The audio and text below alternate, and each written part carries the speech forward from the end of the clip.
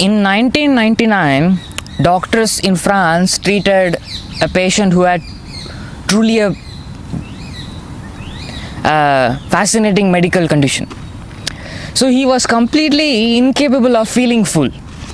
No matter how much he ate, his brain never sent a signal to say enough. He once ate an entire meal meant for 15 people in a single sitting actually. When the doctors asked him how he felt after eating all the food, he didn't feel sick and he didn't feel satisfied. He looked at the doctors in the eye and it seems he asked, what is next? What is there to eat more?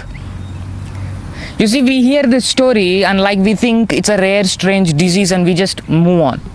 But the truth is very different. Every single one of us in this world has the exact same disease. Not in our stomach, but in our minds. Think about it. Why can a human being never say enough? Why can't we say enough money, enough praises, or love, or enough success, or enough knowledge, enough possessions, and things like that? Mind you, even spiritual people are not happy. Even they are not happy with one thing. They want constantly more and more. You see, once there was a guy, he came to me and he asked, Ashwin, could you suggest me some books to read? And if you have some books, could you lend me? So I gave him this I Am That book by Nisargadatta Maharaj. After reading that, he asked, do you have one more book? So I gave him that book, Talks with Sri Ramana Maharshi. That book. After finishing that, he asked, is there one more book? I was like, dude, what are you doing, man? For me, the 2 books was enough to tighten me left, right, center. But for him, he wanted more and more because he was trying to hold on to the concept of spirituality and non-duality like an intellectual possession. Things don't work out like that. It's like, the more you read about water, you will never know what swimming actually is. Only when you jump in, you will understand. So have you ever wondered why all these things happen? You see, a beggar wants one meal and more. A rich man wants another mansion. A king wants another kingdom. Even a scholar wants another books and things like that. A monk wants another spiritual experience and blah, blah, blah.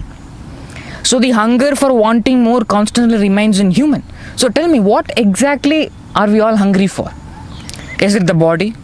No. The body asks only for food and water, sleep and shelter and things like that. Once these are given, it falls silent. Then who keeps asking for more? The ego. The ego is the bottomless vessel. You see, the more you pour the whole world into it, it will still ask, I want more. And what we do, we all call this living. You are like a man trying to fill a basket made of holes. Every achievement leaks away. See this for yourself actually. Every pleasure also evaporates. Every possession becomes ordinary after some time. Then the mind begins its old song again. I want more, I want more. And we obey it without question. Who taught you that happiness is waiting one step ahead? Things don't work like that. Look carefully. You see, when you were a child, you wanted toys, right? You wanted cars and you wanted Barbie dolls and things like that. Then you wanted good marks. That was your happiness. Then your happiness became good friendship. Then your happiness went to love. Then your happiness is now on money. Now it is on status. And then it is peace. And then it is enlightenment. Are you seeing how the wanting goes on? Has wanting ever ended? No. Only the costume has changed. The disease remained untouched actually.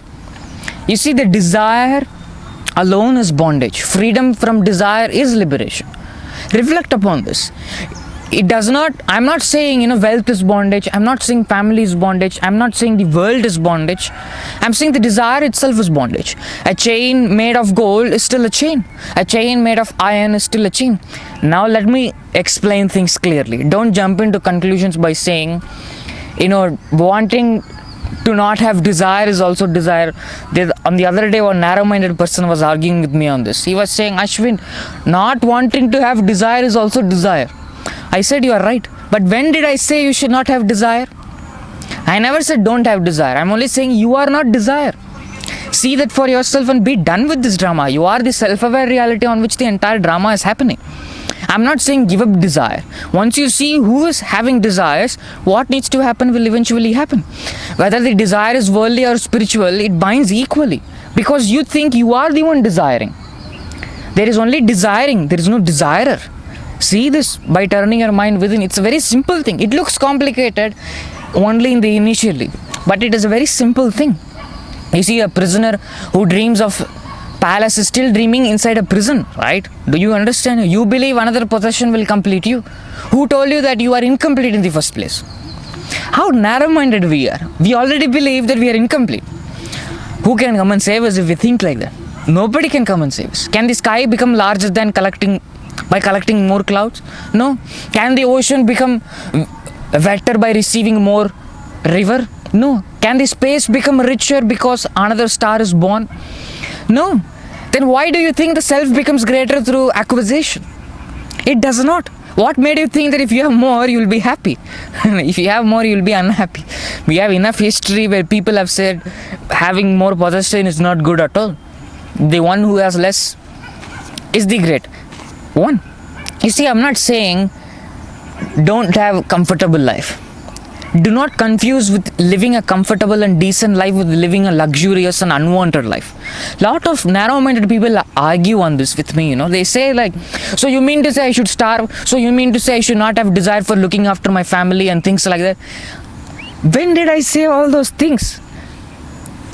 Because you are confusing with comfortable and decent life with the luxurious and unwanted possessions that you are carrying. I'm not saying go beg in the streets. I'm saying do what is needed and leave the rest. It is such a simple thing. We want to complicate it.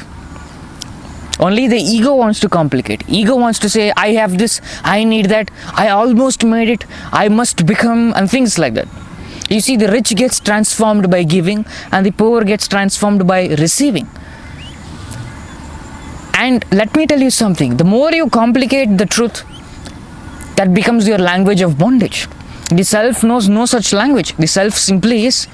See the absurdity of your life. The moment one desire is fulfilled, another immediately appears. Have you noticed this? You work for years to buy a house. The day after buying it, the mind begins decorating it, then renovating it, then buying another. It never says, please rest, man. It never says that. The ego fears rest, because in silence it begins to disappear. Oh my God, this world right now is filled with a lot of unwanted people, I'm sorry for that music. I forgot why I started this. Okay, however, you see, the ego keeps manufacturing desires. The desire is not for objects. The desire is the ego protecting its own existence. Without desire, who are you? Sit quietly for a few moments without wanting anything. Then immediately the mind becomes uncomfortable. It starts searching for a phone, a music, or conversation, food, video games, movies, entertainment, work, and things like that. Why? Because wanting gives the ego movement. Movement gives it identity. Without movement, it starts dissolving. That is why stillness frightens people more than failure, because failure at least allows another desire. Stillness offers nothing. The ego cannot survive there.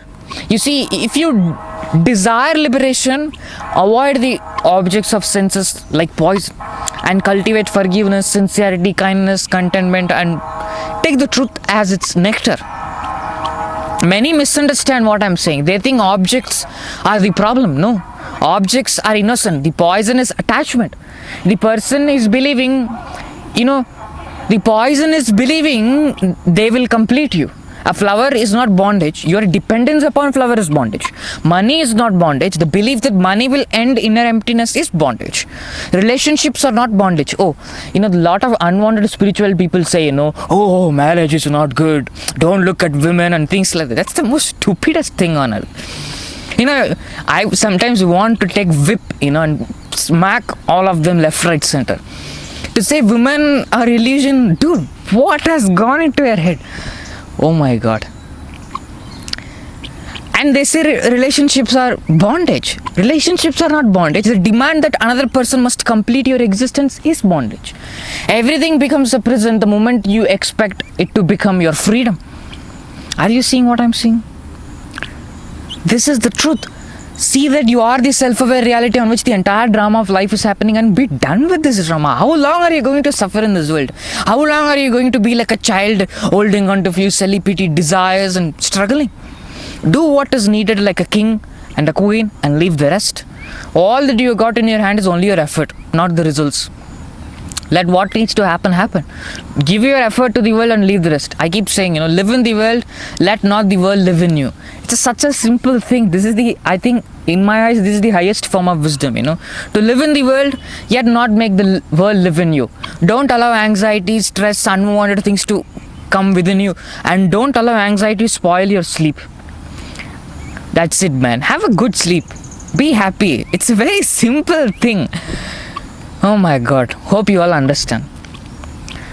Ultimately, I will conclude my speech by saying that follow the message, not the messenger. I'm doing all the social media just to make a living and for the joy of speaking alone. You are the self-aware reality, which is the substratum of all, whether you like it or not or believe it or not. Thank you.